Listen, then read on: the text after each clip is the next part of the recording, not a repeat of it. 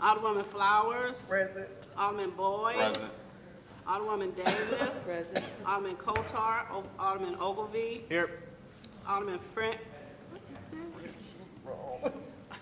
Alderman Finch's. No longer with us. Alderwoman Boyd. Here. Alderman Bosley. Alderman Oldenburg. Chairman Rhodey. And I was thinking, oh my God, they're insulting. Chairman Rhodey. Chairman Rhodey. I'm present. We're on camera. Alderman Kennedy. Alderman Kotar. Let's see, Alderman Bosley. Alderman Oldenburg. 6 present. You have a quorum. Thank you, Madam Clerk. We appreciate everybody coming down today. We do not have anything on the agenda today as far as board bills go. However, I thought it would be appropriate for us to meet and kind of discuss, and I'm seeking input from committee members on a couple issues. And so I thought we could have a meeting today to kind of begin organizing from now until, our Labor Day break. With the idea that we try to get some dates on the calendar. As I suspect most people are aware, last session we had a lot of discussion about incentives, and my hope was that we could go ahead and start building consensus on how to approach this issue on an interim basis, and then move forward kind of with a unified approach. I think there's a lot of important reasons why we should do that. Typically, a lot of the developments in the city will require very long lead times. So if somebody starts working on something today, it might be 2-3 years from now before, the project actually comes to fruition. And it's usually near the end of that process, or certainly, frequently at least in the middle, if not towards the end, that they come down to, see us. And they come down here with the expectation that there's a program that's going to be available from the city. They've been working with SLDC, probably the alderman from the area. And, they're anticipating some sort of incentive, whether it's TIF or tax abatement or whatever. And for them to come down here then and for our development staff not to be able to deliver with a certain level of certainty, that incentive package, we run a great risk of alienating people who are wanting to invest in the community. Not only does it frequently take several years, but it may very well result in the expenditure of $500,000 to $1 million in some of these projects before they ever, a shovel even reaches the ground or hits the ground. And, to spend $1 million in a year or two of your time and then end up with, coming down to the city and not having the incentive that you're expecting could result in, a real problem for us. You're going to end up, we're going to lose developers and people wanting to invest in the city. So I think we need to provide some clarification on that. So I have been having a number of discussions with Otis, our Director of Development, and we've been meeting frequently. We had hoped to do this at the end of last session. So we were hoping to do it at the end of last year, and we got kind of detained, and so we ended up waiting till after the mayor's race. And now that we have a new mayor, the new mayor's been involved in this discussion as well. I've had conversations with Lewis. But before we get into all that, I have a couple things here I thought I'd kind of walk you guys through.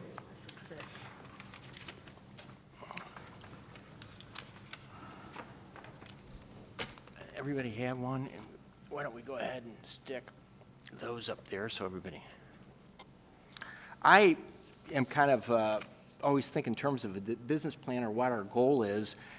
And this was particularly, I thought I'd prepare this for some of the newer members who haven't been on our committee for a while. And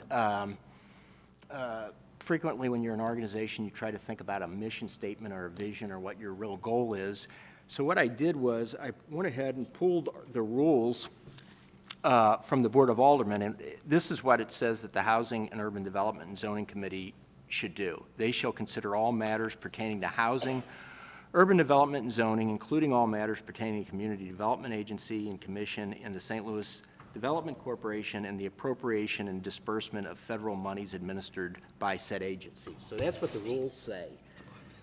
What I tried to do is try to go ahead and rewrite that into something I thought was more appropriate to what we really do or should be doing. And and so this is what I drafted as kind of our mission or the purpose of our committee. We facilitate urban development to maintain the economic viability of our city and improve the economic well-being of our residents as measured by.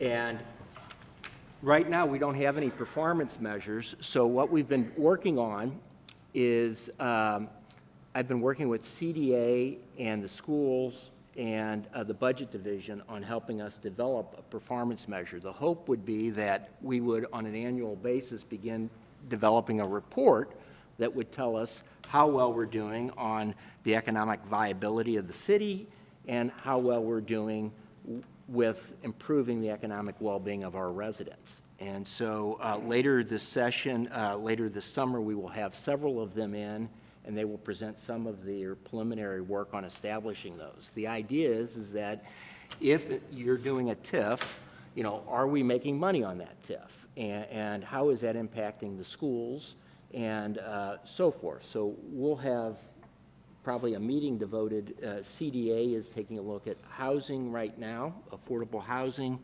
They're also going to head and try to take a look at a number of other measures. We're going to take a look at what's going on in the Choice Neighborhood Program. They have a number of performance measures that they develop up there for reporting to the HUD, and we'd like to try to see if we can find those measures for our citywide population so that on an annual basis we can start seeing, you know, how is our employment rate? I'm making these up as I go along. I'm relying on the folks over at CDA to perform, you know, to advise us on these.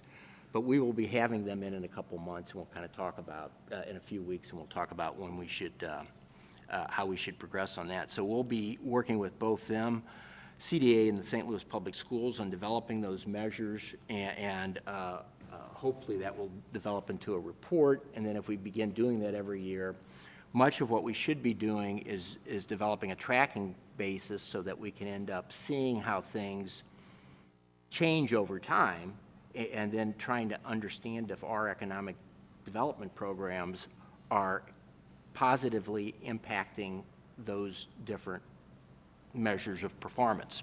Is everybody with me so far? Okay.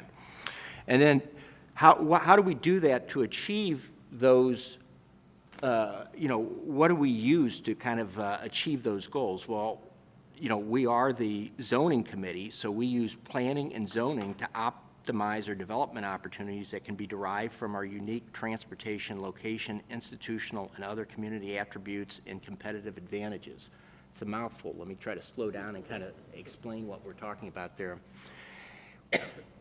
When you have, you know, a Metrolink line running through the city, that is a transportation source, and it's a unique attribute that we have. If we have a stadium in downtown St. Louis, and it's the only stadium in the region, then that's a unique attribute that we have. If we have a medical center, a university, if we have a riverfront, all of those things are unique attributes that we have that somewhere else doesn't have. And by changing the zoning and matching, ideally you would have your zoning, transportation, and incentive programs all kind of aligned. Unfortunately, we have MoDOT doing some transportation, we have Metro doing other transportation planning, we have each municipality in our area does zoning, and then we have our incentives that are held through SLDC, and a lot of times those aren't being coordinated in a way that present a unified plan. And so by the way we plan, you know, certain areas having more density, other areas being open storage, other areas, you know, being residential, by doing that, we can go ahead and take advantage of our unique attributes, and the whole goal of what we're trying to do is a creative way of transferring wealth. Most of what local governments are about is trying to tax people from outside the area to provide for services for the residents in the area. Does that make sense? So you know, by going ahead and taking a look at our transportation and these unique attributes, that will end up being the basis of our business plan when we get around to developing it. So that's the first thing. Then what do we do? The next tool that we use is use federal, state, and local economic incentives and programs to adjust the inefficiencies and weaknesses in our tax to service model. Basically, what we as local government provide services to people, and in exchange for that, we charge taxes. And what ends up happening is we go ahead and vote on taxes, and certain industries are taxed at different rates, and if they're big taxpayers, they'll have somebody working for them to figure out how to go ahead and, you know, take advantage of inefficiencies. So, you know, your tax system is going to have a tremendous impact on the type of businesses and residents that we attract. Take, for example, our earnings tax. If you are as an example, a law firm, and your law firm has our service industry, and most people like service industries because they pay well, they occupy offices, they're very dense, you know, and people spill out of them at lunchtime and buy a bunch of food, and, you know, so it's a really, and people want to live by them, you know, the people who work there want to live by them because there's, you know, so much. So you go ahead and you have a service industry, and let's say that the service industry is a law firm or an architectural firm, and they have $10 million of revenue. Well, most of their expenses are going to be payroll. And we have a 1% earnings tax and a 0.5% payroll tax. So let's say that they have, you know, $5 million of that total revenue is in salaries. Well, they're going to end up paying, you know, $75,000 in earnings tax collectively. Now, let's say that you have another business, and that business is a scrapyard, and it does $10 million. Instead of occupying 2 floors in a downtown skyscraper, it has 10 acres. And 90% of their revenue revenue is devoted to buying scrap, and they have 2 people working for them. Yeah, they very well may end up paying next to nothing in taxes, and you say, well, that's, you know, so what, Joe? Well, ironically, you know, if you kind of take a look at what that means for our city today, if you take a look at downtown office buildings, we probably have a 15 to 20% vacancy rate. We haven't had a new office building built in 20 or 30 years. On the other hand, if you take a look at all the vacant land in the city, K unrestricted, which is where junkyards go, that has the lowest vacancy rate of all zoned land in the city. So maybe what we have is a tax system that inappropriately penalizes good businesses and undertaxes bad businesses. You could say the same thing about billboards. I mean, billboards are incredibly profitable to the folks who put them up, and yet they destroy value to everything that's around them, the same way as a junkyard does. So how we go ahead and tax things has a tremendous impact. And then what we do is, you know, if you're a law firm, you're probably looking at how much you're paying in taxes, and you're going to go ahead, particularly if you're a big law firm, you're going to go ahead and you're going to see, well, is there a cheaper place for us to go? And basically what these incentives are intended to do is kind of adjust our tax system in a way to attract businesses that we like. So, and this isn't unique to us. The federal government does very similar types of things. They do it with tax credits. They want, you know, they influence people's behavior with our tax code. They think it's a good idea for people to own homes, so they give them mortgage deductions. They think it's a good idea for people to save for retirement, so they give them deductions to put money in their retirement accounts, like IRAs or 401ks, or for us down here in the city, our 457 plan.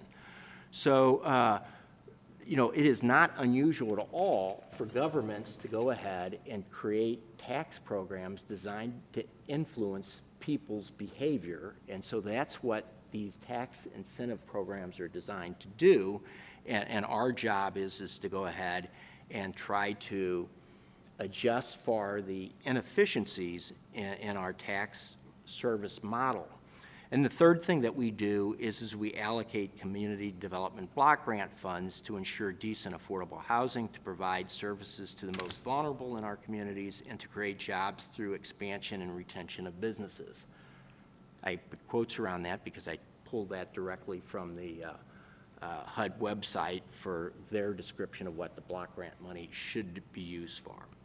And as long as we're talking about what we should do, I think, kind of make a note here of what we don't do. I mean, we have a relatively finite area of jurisdiction here. We're not the Public Safety Committee, so we don't regulate the police department. So there's a lot of things down here that we don't do. We're not the Health Committee. We're not the Ways and Means Committee. We don't set the tax rates. We don't spend it. And there's a whole lot of other things that we don't do. So I think it's kind of important for us to kind of focus on what we do. And I wanted to go ahead and kind of prepare this for people to kind of keep that in mind as we go forward. And we can certainly adjust that. But for right now, I think having that as a guideline for where we're going. So then we've been kind of trading. So any comments on that before I move on? Questions, comments? Oh, I'm sorry, Mr. Chairman. How do you really see Plan A role in the city of St. Louis development opportunities?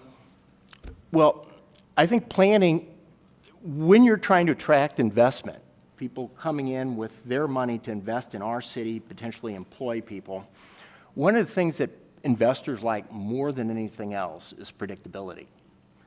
And what your planning does, if you go ahead and develop a plan for a neighborhood and you adhere to that plan, that's why you have a planning commission, which you've served on my behalf, that can be an incredible marketing tool. Much of the value that, and I should probably preempt all this stuff, but much of our city right now, to build something new, it costs something like this. And much of our city has so little demand, and this is why we want to begin tracking things. People are not wanting, much of our city people do not want to move to, they don't want to locate businesses in, and we have, in essence, a disinvestment, and it's only worth this much. So we have this huge gap that we have to fill.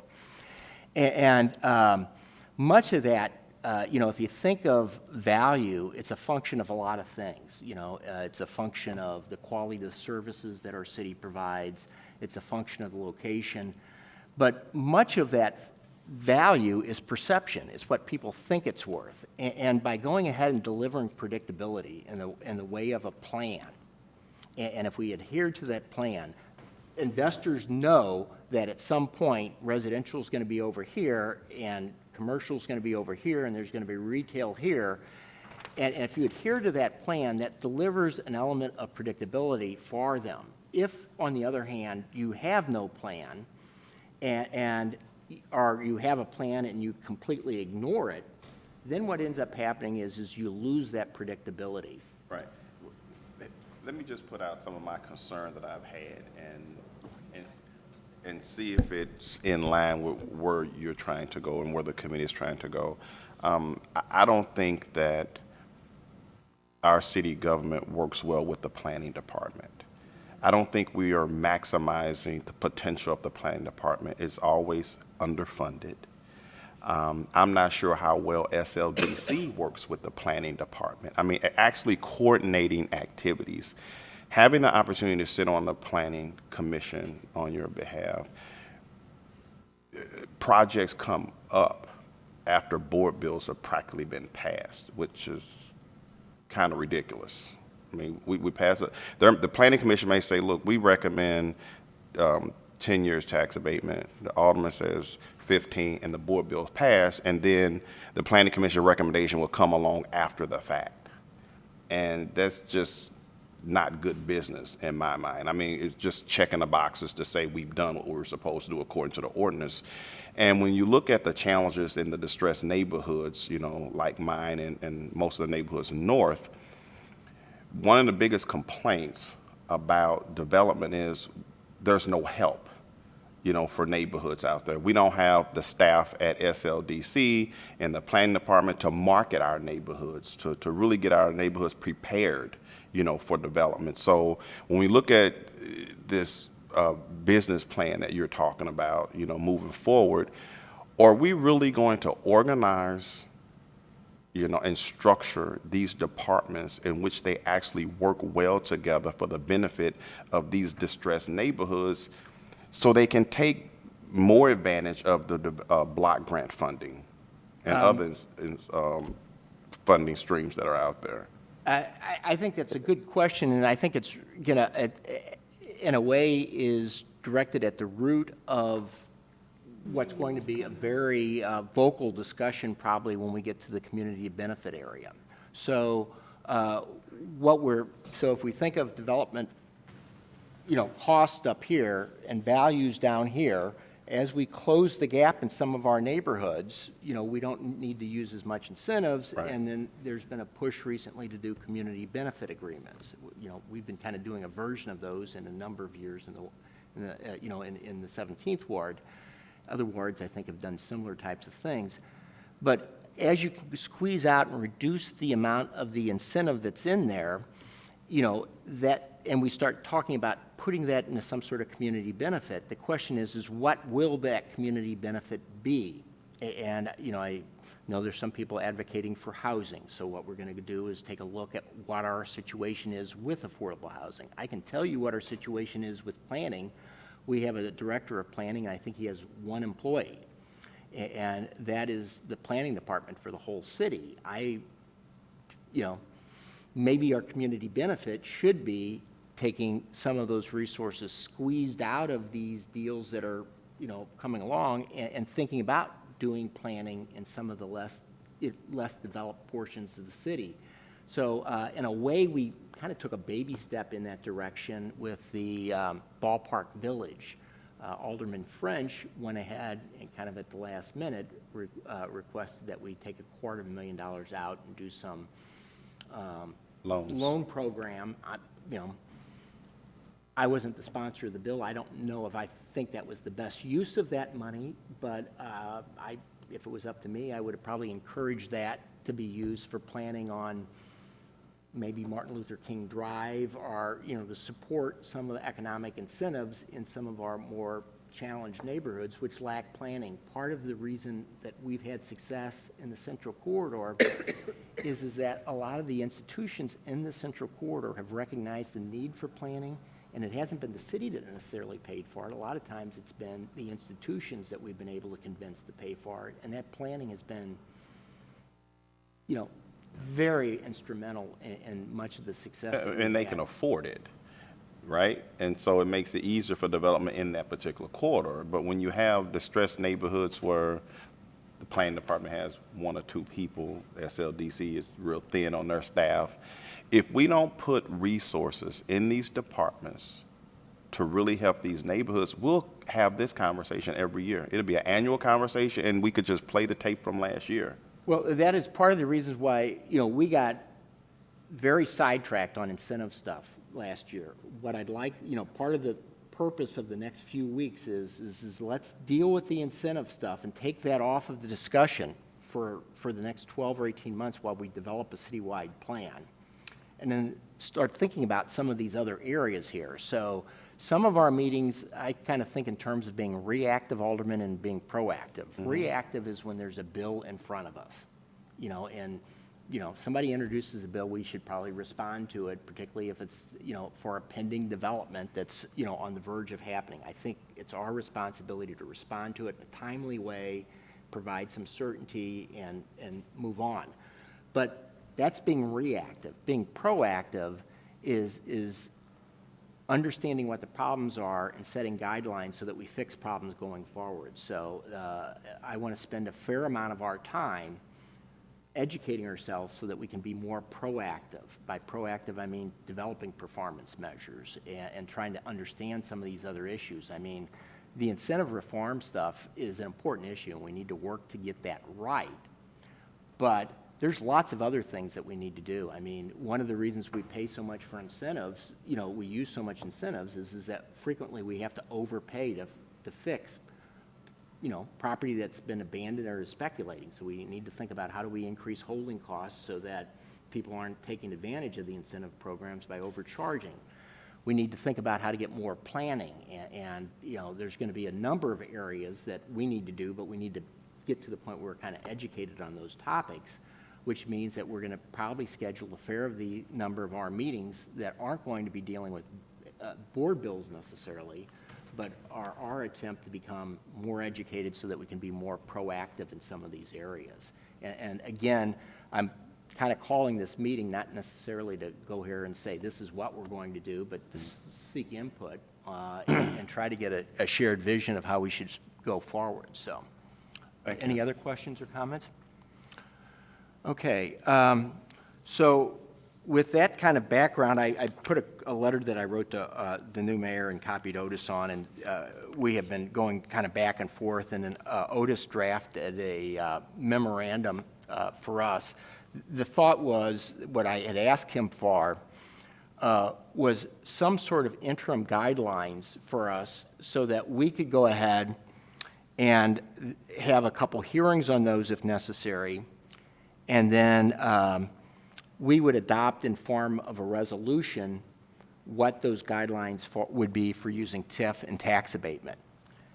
And so this is probably the first time you've seen this. I just got this last week and quite frankly read it this morning kind of somewhat thoroughly. And so we're not going to necessarily decide this today. I got attached here a list of Wednesdays coming up. And I thought what we could do is give our director a chance to kind of walk us through this, so we maybe have a little interaction with him today. And then what we could then do is take it home, kind of digest it. So today is 5/17. 5/24 is going to be one of our reactive meetings. There's some zoning bills that we need to deal with, so we'll be back here next Wednesday.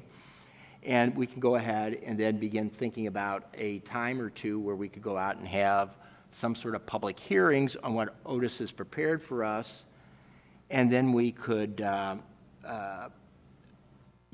modify it, adjust it, provide feedback in the way of a resolution. We can have those hearings down here, or we can go out and have one or two of them in the evening out in the neighborhoods if it's the will of the committee. I think we have a little time to think about that.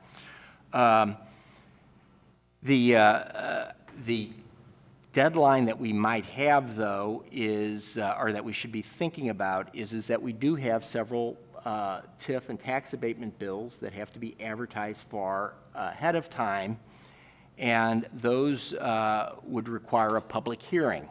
And if we're going to get those done prior to us being out of session, Dale tells me that he would like to have that hearing on 6/21.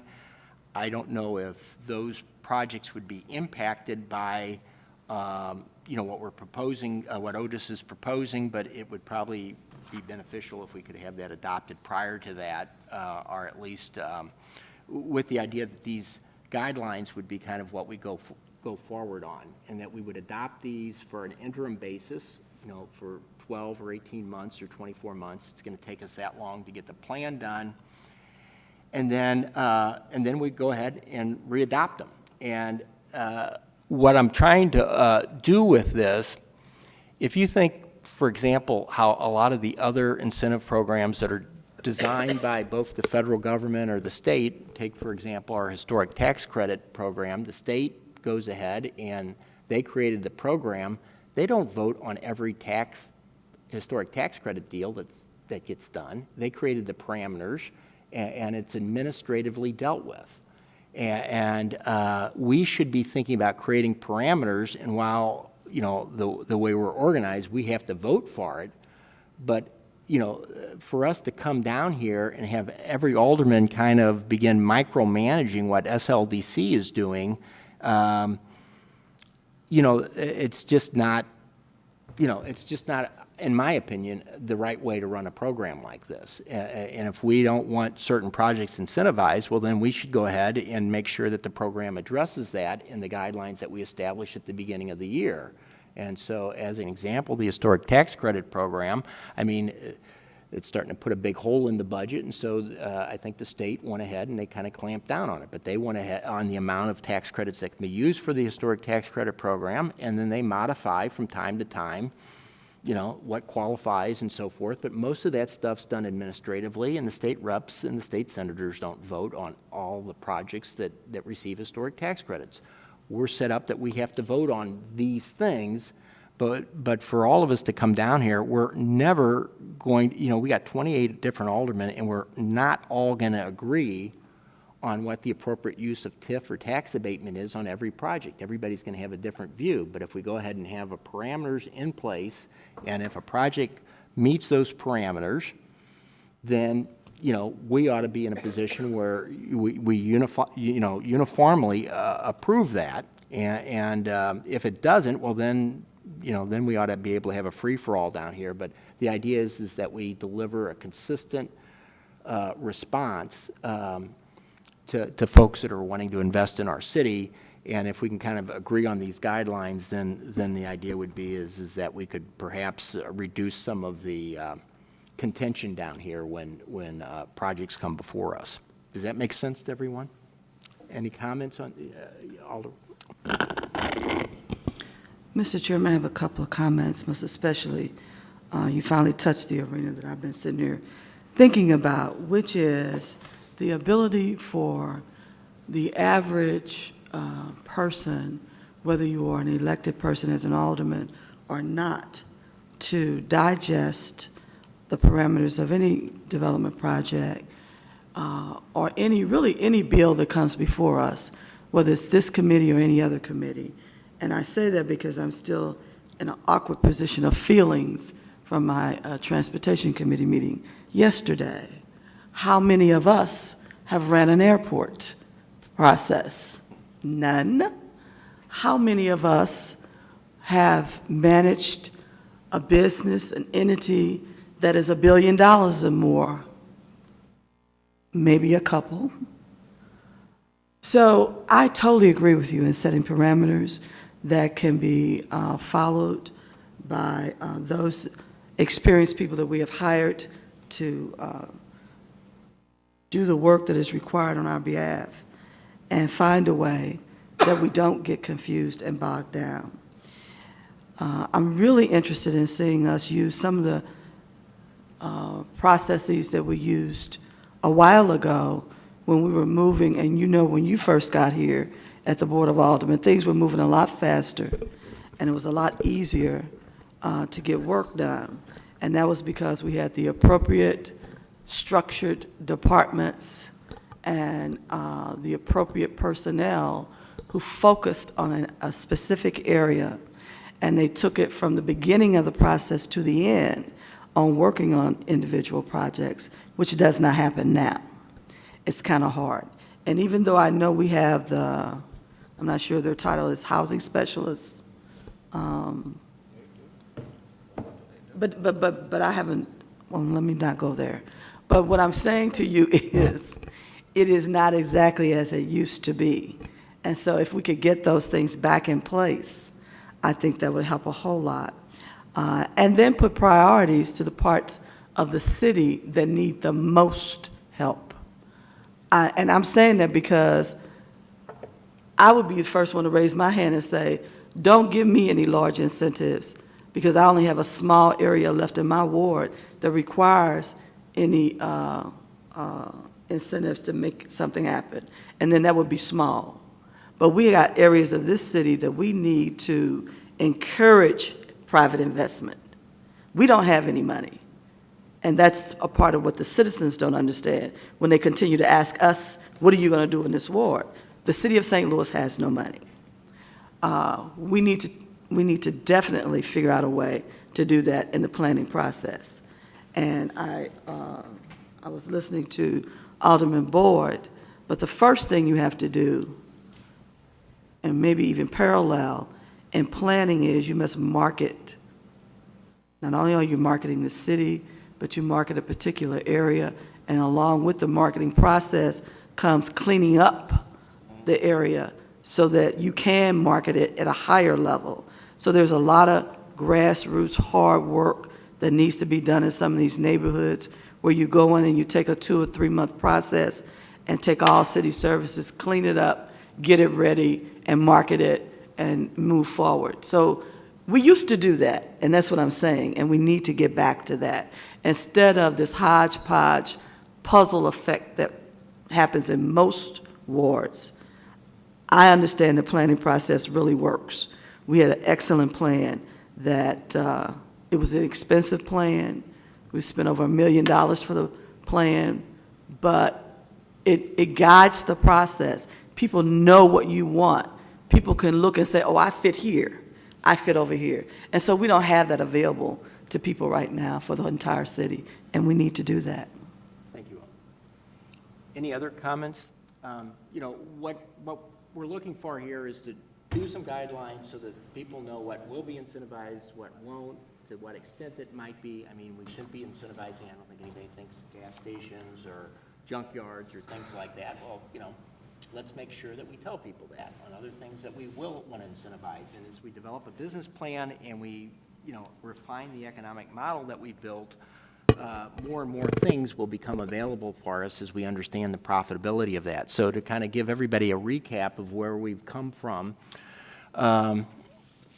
back in, and I have this in the letter, in 2015, we contracted with PFM to conduct a study of our programs. This study was completed in May of 2016. This is my letter to HUDZ. So in September of 2015, we hired a financial analyst dedicated to our incentive program. That was Jonathan Ferry, who's with us today. Our analyst developed a model and a rating system, and we've been beta testing it for the last half of the 2016-2017 board session. So before that, we were contracting all that out. We lost all the institutional memory from that. Every time you contract something out, somebody does it. When they walk out the door, you have nothing left over. What we've done is Jonathan has worked extremely hard building a model so that when we actually have a proposal, we get an idea of whether or not the city's going to make money on it or not. During the beta testing period, we made changes to our approval process that include the results of the model must be included with any incentive board bills at the time the bill is introduced. That's correct, isn't it, Otis? And then for TIFs, the comptroller and the budget director must express their opinions on a project by the time it comes to the HUDZ Committee hearing. So what was happening before is we would take action on a board bill or something like that, and there was never an opportunity for the budget division to review, you know, to state a position on it. There was no position where the comptroller could, opportunity for the comptroller to. So now we're requiring that SLDC run that by them and get their reaction, and you know, I've talked to Paul in the budget division, and I've talked to Jim Gavalia in the comptroller's office. Both of them have been provided invaluable input in the process, and you know, they're engaged with Jonathan. They meet with him, discuss the models, and they're getting their arms around it as well. So that's been some of the modifications in the process that we've created. You know, while we've done this, there's much that needs to be done just in this area. We need to create an economic development plan for the city.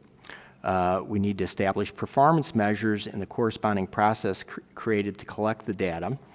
The city needs to comply with GASB 77. For those of you, we've talked about this in previous meetings, GASB is the Governmental Accounting Standards Board.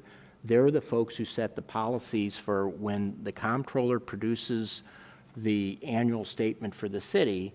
We're going to be looking for an auditor to say these statements are, you know, a fair reflection of the city. I know this sounds kind of crazy, but when you're doing accounting, it can get incredibly involved in how you say whether or not the city made money last year or didn't make money last year. It's an extremely complicated, and so they have a board that sets those standards for all governments on how they should go ahead and keep their books. And GASB 77 is a rule that talks about how to account for incentives. So we're going to have to start accounting for that as it stands. You know, in the past, we had very poor accounting and record keeping in that area, so it was very difficult to track how much incentives we're rewarding. So that's something that's come in this year. And if we fail to do that, we will end up getting a qualified opinion on our financial statements, which is will make it very difficult for us to borrow money or do all kinds of other things. Continue refinement of our models, so we want to continue working on that in our rating system and our approval process. We want a strategy expand development throughout the city, are needed, provide clarification and possible expansion of our existing community benefit priorities for development projects. So we have a lot to do here. And so that was kind of the gist of our communication, and at this point, I think it's probably appropriate for our new director, we also have with us today the new deputy mayor for development for the city. I think many of you probably know her already, but perhaps our director can introduce her and some of the folks that are with him. Thank you, Mr. Chairman. I indeed would like to introduce Linda Martinez, who is the Deputy Mayor for Economic Development. And as the chairman indicated, I think you all know her, know of her anyway. And so for the group that's here, I was going to, for the new alderman, to introduce some of the folk that they would be seeing coming before the committee. So I think everyone knows Dale, and I'll ask his team who's sitting behind me here to stand up. I think I have Jonathan Ferry, who was referred to earlier, but also Zach and Michael, not Michael, Brian, I'm sorry. Michael isn't here today. Yeah, Michael isn't here today. But what I wanted to do was to react a little bit to some of the discussion. And I too agree that what we need to do is to... Mr. Chairman, can I ask a question real quick? You introduced Otis as the new director. What does that mean? Did I say new director? Yeah. Oh, I apologize. As our director. If I said new, I meant to say our new deputy director. I think he was referring to Linda, I think. Okay, he just kind of ran it all together. Yes, yes. My apologies. Okay.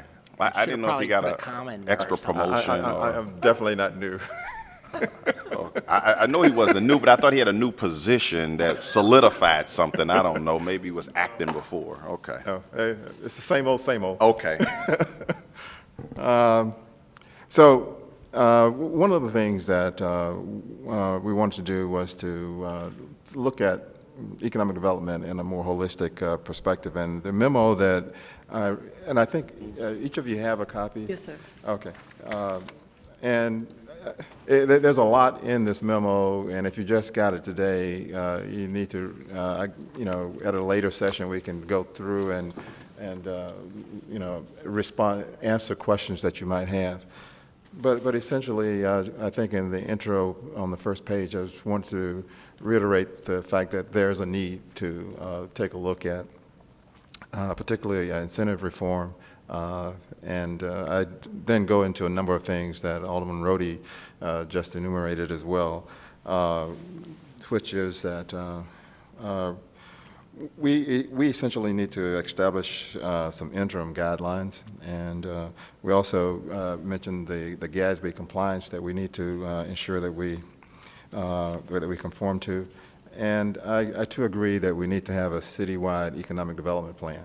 And we have an RFP that we've had in place for a long time, but for lack of money, we have not issued the RFP, which was to do a citywide plan. We think we need in the realm of about $2 million. What that citywide plan does is causes a lot of discussion, a lot of interaction with the constituent city citizens and appropriate departments with the elected officials, but it would be a consultant-led effort that would involve the entire city and then yield a plan that we could all rally around that could address a number of the issues, particularly those that I think we're all concerned about, is equity throughout the city, but also having a plan or a direction on what we plan to get done. That said, I think we could have some discussion about ideas on how to get the funds to do that on the near term. And because we really do need to get that out of the gate, because that is not, once you establish and issue the RFP, at that point, you're probably looking at least a year following that issuance and selection of a consultant to actually get to the end, if not longer. And so, yes. Okay, one of the things I want to add to this process, we are fortunate that we have the university systems that we have here. Right. And they're very competent and capable and want to assist the city in growing and improving. And so we use Washington University. Our plan would probably have cost us an additional $600,000 or $700,000 if we had not used Washington University. And earlier, like 10 years or 15 years before that, we used Harris Stowe, and that's how Lucas Heights got developed.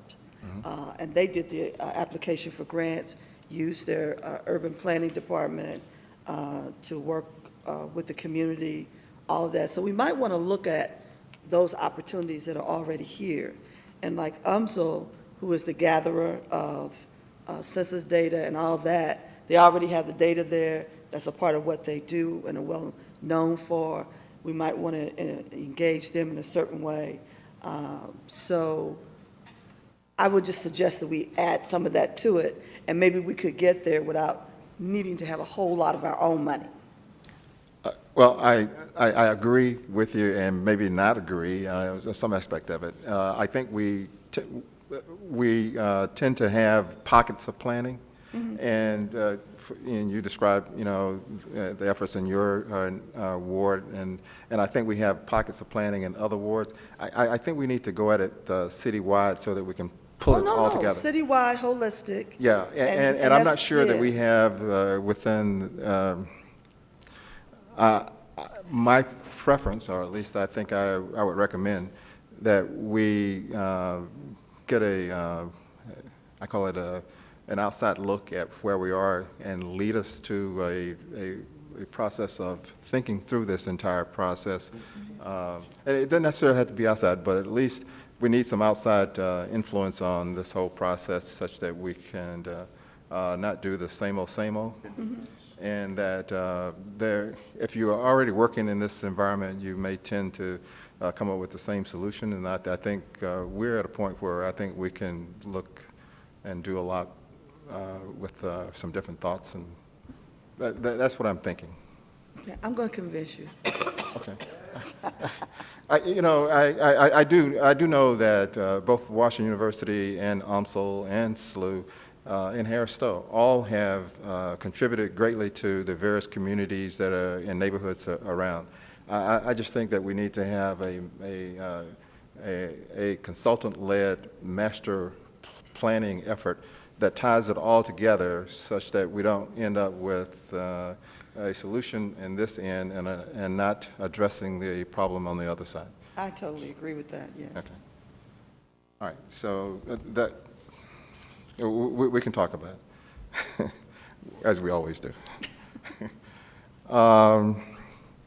So what we're looking at, and I put in the memo some proposals as to what we can do in the interim while we're thinking about getting this plan done, and also revisiting what a permanent solution might be through some of the discussions with you all and with the community.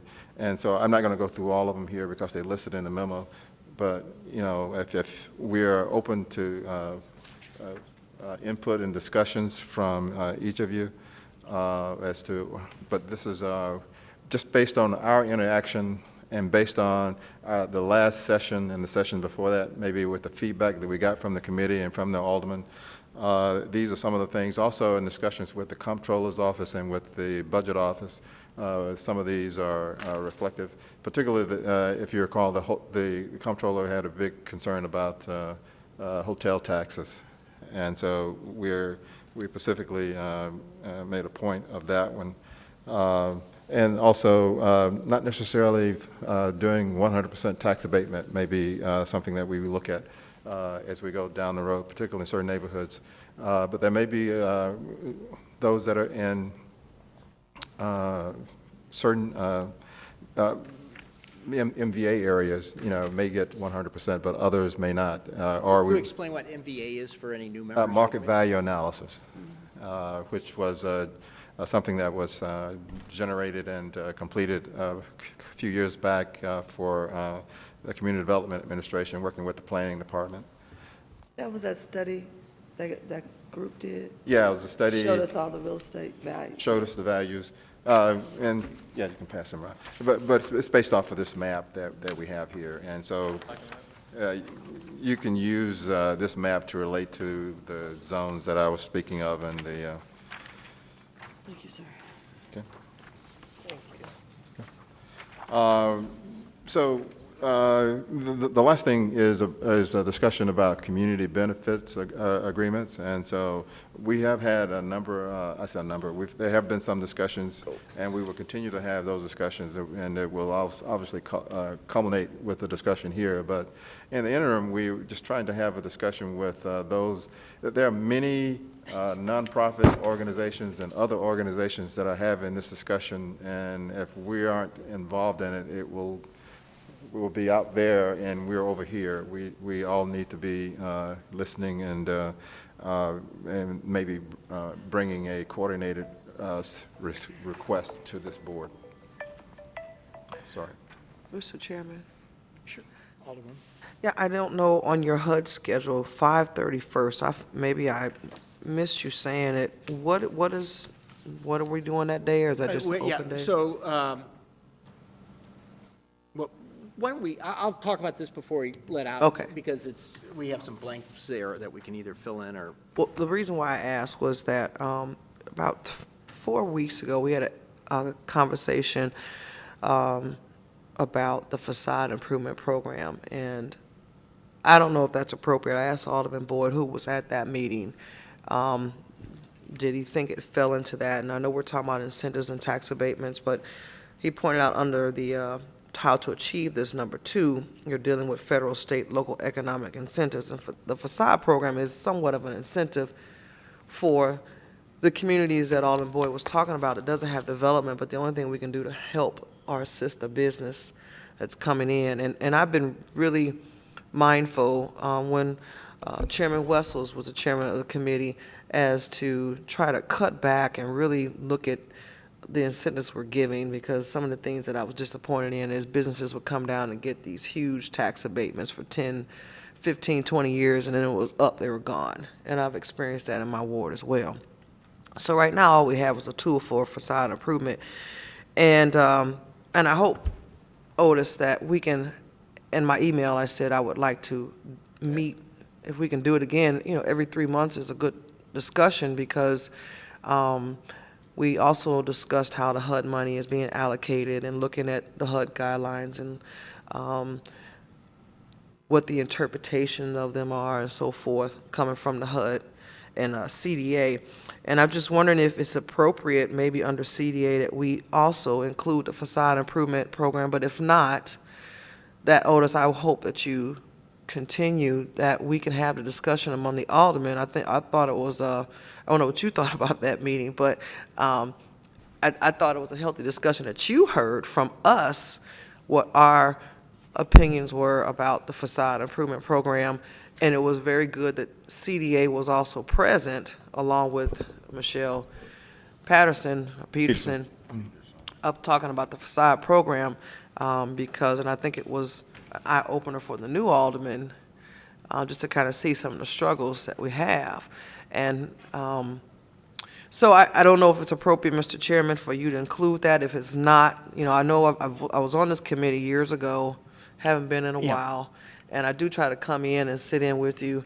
I'm getting used to the 9 o'clock because I have to take my son to school at 8, so I'm practicing my scheduling to get here at 9 on time. But I just want to know if you think that's appropriate. Well, I think it is, and let me kind of explain contact, because I kind of a process guy. So right now, we're talking about incentives, and I said that we want to go ahead and we spent last session tremendous amounts of time in here with aldermen kind of micro-analyzing every TIF, and then when it got out of here, we spent a tremendous amount of time on the floor discussing all of that, and it took up a great deal of our committee's effort last year. We had a lot of stuff going on, and we had a new model, and I think a lot of people wanted to understand the model. I would encourage everybody who's really into this stuff to take some time and visit with Jonathan and go through and learn the model if you want to do it. But it's, if you're not experienced in that thing, it's going to be like me trying to understand medicine. I don't know anything about biology, and, it's all Greek to me. But it's a powerful tool, but it's going to be confusing for folks who don't have exposure to that area.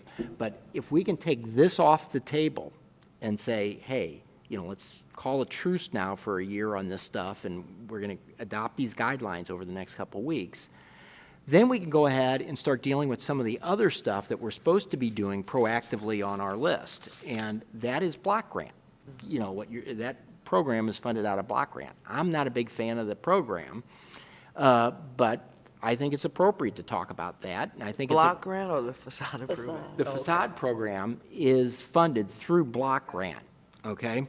And I was visiting with someone last week who had, I introduced him to a couple of folks down here, he had a lot of exposure to other parts of the country, and he was telling me in Boston, as an example, they have somebody who, on their development authority, that actually has economic development responsibilities for each neighborhood in Boston. And they have access to incredible amount of data to analyze profitability and, revenue and all kinds of stuff. And, we don't have any of it, we don't have any of that. But we do have a facade program that's funded through block grant that, might be something that we can, but we have a lot of guidelines with block grant that prohibit us from using that money any which way we would like. So we have two people in our planning department, but we have, I don't know how many people in the facade program. Right, And it's just- our commercial district managers. Yeah. It's Five facade managers, Yeah. and maybe six. So, but that would be, But can I address what you just talking about? Sure. Sure. And the meeting that we had was our opening, and we did, as a result of that meeting, I think we will be coming back through the CDBG process to recommend modifications to the facade program. So that said, I think it might be worthwhile, and you gave the example of Boston, but I can give you multiple examples. But almost in every case, the city has invested in economic development in the sense that I give you Kansas City, where they get $4 million each year to do the kind of things that you're talking about. But when you're trying to manage a department and the only source of revenue is work programs through CDBG, but also through revenue from garages or from fees, then you're doing it on a shoestring. And so if you look at even in St. Louis County, there's $4 million allocated from the county to the St. Louis Economic Development Partnership. In the city of St. Louis, we do not allocate any money to development, for this purpose. And I think that we could reorganize. But I think the first piece is let's do the plan, and then let's organize based on the result of the plan. But we also need to fund our efforts to try and get that done. But see, there's money that could be utilized in our communities elsewhere instead of being tied up in something that takes, almost your kidney and your nerves and your shoulder. If it's to make community it development happen. block grant, it is Yeah, difficult. and so it's a lot of us that's missing out on that opportunity. Plus, like you said, our housing analysts, we don't know who they are. There's not any housing development going on in some of our areas. But If I'm you don't suggesting have that any- we use other than those monies that have those strings on them. So if we were to identify other things, then Yeah, I would rather not have facade improvement, but have it go to, learning in that Yeah. whole presentation that we can do public areas. I'd love to do that more than I would, holding a business to some standards and some regulations that they don't understand and just want to just give up and walk away from. Also, I also approve, I really appreciate bringing it by the budget director and our comptroller, because, during her visit in one of our neighborhood meetings, she said that there were things that she didn't recommend us voting on, and it really honestly was the first time I heard her say it. And, I had to let her know, you have a microphone at the Board of Aldermen on the floor. Only two other people other than the alderman can speak, the mayor and the comptroller.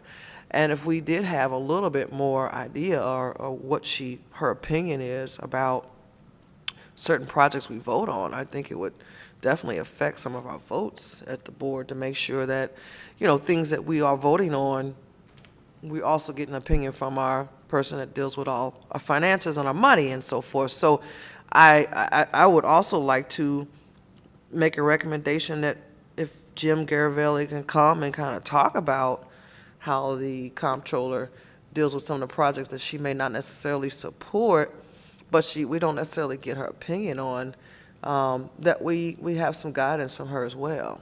I know Well- sometimes that's a conflict between the SLDC and the No, comptroller, it's not, but I because think we need to know those things. Let me explain, because I mean, everybody thinks this is something new, but historically, since I've been here 18 years, and we have always, for every TIF that we've brought to this board for approval, we have asked the comptroller at the TIF commission whether they support it. They have always been involved. This is new for the budget director. I'm not saying they haven't been Okay. involved. I just think that maybe her opinion should be Well, her translated staff to is us, supposed to and that express comes her from her opinion. staff. So That's no, I'm not exactly putting right. it on you. I'm just saying So a little I'm more. not being defensive, but I just want to be little more sure. In input defense from of the Otis, staff. that is absolutely correct. What would happen would be, is the comptroller would, here, I don't want to go ahead and get in a situation where we're publicly, the comptroller is at the table at the, at the TIF process. The problem was, they wouldn't, they would not necessarily express an affirmative or negative opinion until after it got out of the HUDZ committee meeting. So we would be sitting there kind of like thinking that there was an agreement all the way through. Right. And now, so she has always been, she's always had a representative on. Always. And that's what we think too. It's just, like you said, once it comes to the Florida Board of Aldermen, then you see this conflicting opinion. You think that maybe she wasn't consulted. So I think it's just good information for us to know. I mean, I haven't attended a TIF commission, but I do respect her opinion. And And we all do, and I for that reason, we have doubled down to make sure that they're involved very early, and that when we do bring something to you, that we have coordinated with. Now, that said, we may not always agree, and they will then Right. come and express their opposition. So I'm not saying that that will be the, a final, everybody is in bed together kind of thing. But I we will- understand that. I'm just asking the chairman if he thinks it's, maybe important that Jim come and speak to us sometimes about some of these. Yeah, well, what we've been asking for is that they have at the TIF, not necessarily at tax abatement hearings, but at the TIF hearings, we've been asking them, have they seen it and are they in support of it? So they've always been able to see it, but Right. we'd like to make sure that we know where they are before it gets out of the HUDZ committee. Gotcha. Thank you. Okay. Mr. Chairman, I'm not going to go on, but it suffices to say we are available to have the discussion and with any member of the board about the recommendations that I'm submitting here. And we stamped it, watermarked it with draft, so everybody knows that it's not a final policy, but it's basically a discussion document that we're about here. And so, I don't know, Linda, you have any other comments? Looking forward to working with you all. Welcome. My thought would be on this is that I'll hand this off to our interim counsel for the board, have them draft, I think, the 11 recommendations up in the form of a resolution. I'll probably try to have that introduced on Friday, and then we'll bring that back to our committee to have hearings on it. And then we can go ahead, and I want to really kind of give some thought to the way that we're going to structure the hearings. I think that we want to get some input. So I want to kind of digest that, but we'll have some hearings on this then, and the idea would be is that we would amend it or modify it and then send it back, hopefully doing this in a, mutually constructive and respectful way. Which gets us back to the calendar here. Let me kind of walk you through, and then this is where we could use some input.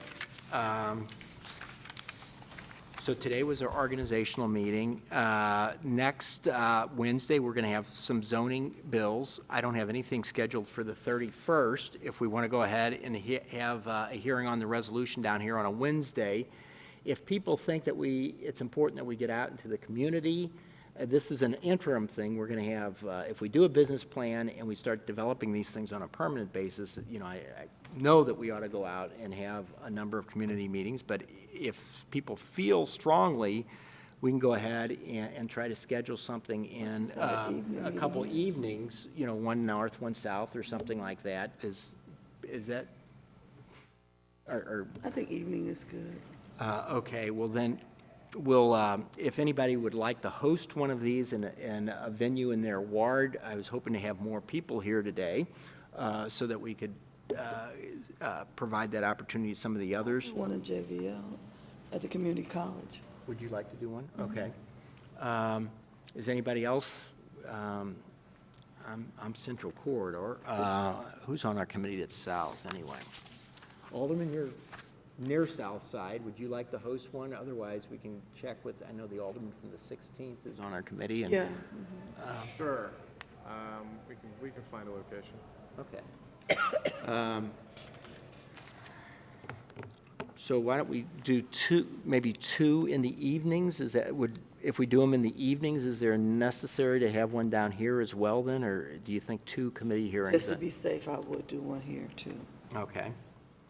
So let's say we're going to have two committee hearings in the evening, and one down here. Now, so the zoning bills, I figure we'll reconvene, and maybe by next week, if you all could check, Alderman from the 24th and 19th, if you could check on kind of the availability. The goal would be for us to try to get this all done and out of here before the 21st of June, to give you some sort of parameters that we're trying to work under, because the 21st, actually it'd be nice if we could do it a week or two before that. I am out of town on the 14th, which is a Wednesday, so Wednesday, Thursday, and Friday I am out of town. So that would be the one time that I would ask that you not schedule it for. But if then we have, so we'll kind of work on that. If we need to have a hearing down here, we can have one maybe on the 31st to kick things off, maybe. And then on the 7th, so I had said earlier, CDA was working on some performance measures. So this is kind of convoluted, but I'll try to give you an idea of the difficulty that we have with, assembling data. There are four sources of affordable housing. You have the Affordable Housing Trust Fund, you have block grant money, you have the Housing Authority, and then you have low-income tax credits. And then, of course, in many cases, we provide tax abatement on top of that. And the information is not coordinated through those various areas, and so we're having to go back and some of the data goes back only 5 years, some of it goes back longer, but we're trying to get an inventory of all the affordable housing units, where it's located, and on an ongoing basis, begin tracking the creation of it so that we can start having kind of a running list of it. And then that will hopefully give us an idea of the resources that are available for that. And so they have been working for that.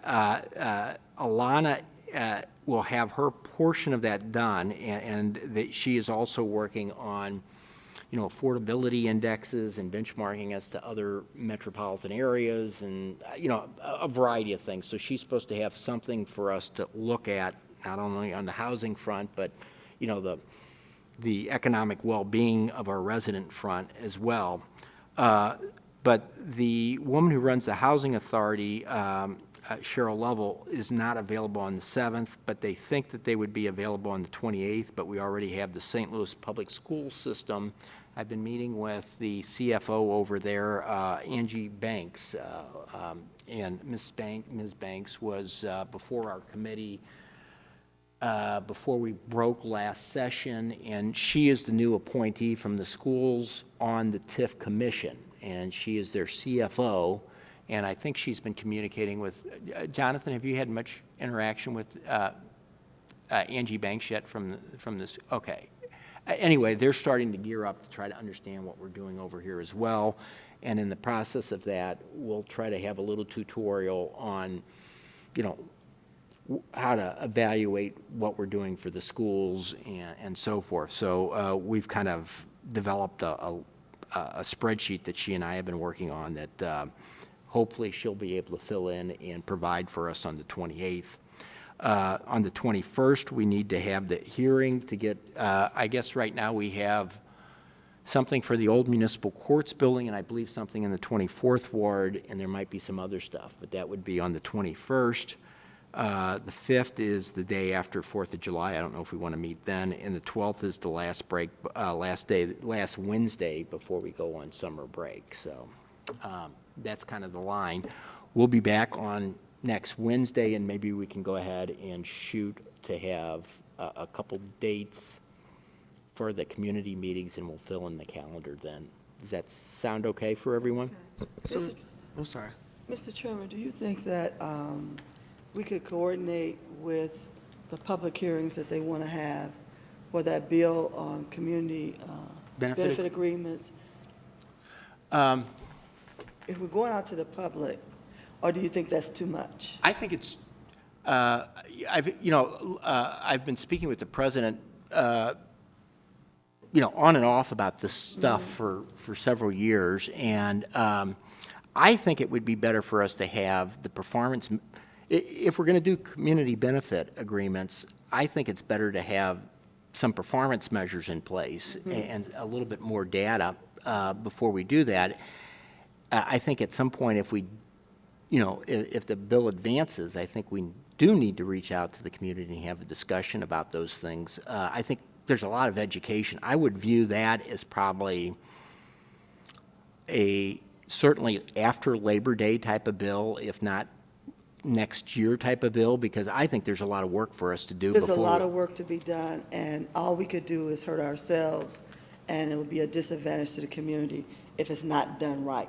I much rather take our time and do it right than just to rush out and get a community benefit agreement done to say that we did it. And I think there's going to be a lot of discussion on how that community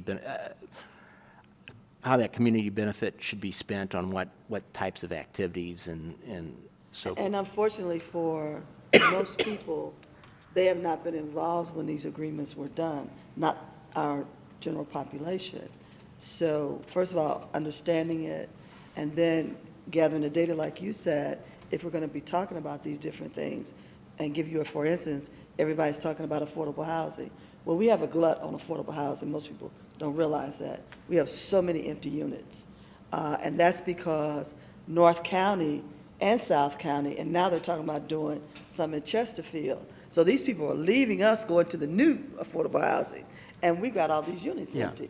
So when we talk about things, we need to know what is there. I think it's, I don't want to go ahead and assert my opinion necessarily. I think we need to go through an engagement process. Absolutely. But I think we need to establish what our priorities are. Yes. And if it's affordable housing, it's fine. Mm-hmm. There's certainly a very vocal group out there right now that are advocating for that, but I don't think we have the data to really develop an opinion. I know that among the aldermen that I have spoken to, there is a strong preference for additional planning and resources in that area. So I think it's important for us to create our priorities before we go out and, draft a community benefit agreement that's being done just to go ahead. Well, actually, what we're doing is we're creating the template, because in each individual neighborhood and with each development, they will all be different. Yeah, And I that's don't- the confusing part of Yeah. it, when we get into setting the standards for the public. Yeah, and I think there's a lot of discussion that needs to happen an on awful that lot. before I would be very hesitant to just jump in there and support something at this point. But, I think we need to have lots of discussion and clearly establish what our priorities are. So if that's, is there any other comments before we break up? Chairman, I do. Yeah. So you said you do want to have St. Louis Housing Authority before us, or did you? Well, I was going to have, what I was thinking about doing is probably moving the CDA, I bounce around here, the CDA performance measures. They wanted, Alana, our director over there, wanted us to include the Housing Authority with their presentation. So Yes, I would okay. probably move that back to the 5th of July. Okay. And then we'll probably, although she's got her information ready, she thought, but if we give them till the 5th, they would be able to have, we'll have a representative of the Affordable Housing Trust Fund, CDA, and the Housing Authority. I doubt if we have anybody from the state, but we might be able to get somebody from the Somebody LIHTC. will come from MHDC. Yeah. Okay, good, thank you. Okay, if that's it, then we'll look forward to seeing everybody. Before I adjourn, our director had arranged for anybody who wanted to meet with, I was hoping that, I know that the alderman from the 16th emailed me, he was out of town, and the alderman from the 7th had something in court today. So I heard from the two of them. I had not heard from the other folks that were missing today. But our hope would be that if people wanted an opportunity to meet, I guess we should probably make that available again at the next meeting since we missed so many people. Kind of a tutorial on all the different programs and everything, and to kind of meet the staff over there. Alderwoman, would you like to take advantage of I that? think Donna's, Booker is setting that up. Oh, is she? Okay. Yeah. I was like, they Yeah. might be over in that orientation, Yeah, in the orientation, because they she's have setting that up. orientation to do also out of Rock. Oh, do they? Yeah, that's why I've been running back and forth. Oh, so they have orientation? Yes, sir. I wish I would have known that. We could have scheduled They have this meeting at a different orientation. time. And that's another thing we got to do. We got to do better for our own scheduling. Yeah. Right, yeah. Well, we had a history of having the Housing Committee meeting on 9 o'clock on Wednesdays, so that's kind of been our set time, but we will, And then they have ways and, I mean, They yeah, had ways, ways and they have means. ways and means going on Yeah, too. that was going on today Yeah. too. okay. And Well, we then they tried. had the orientation. Yeah, we'll try. Good enough then. Well, if there's nothing else, we'll go ahead and adjourn today's meeting. Thank you all for All coming. right, thank Thank you. you. We're done.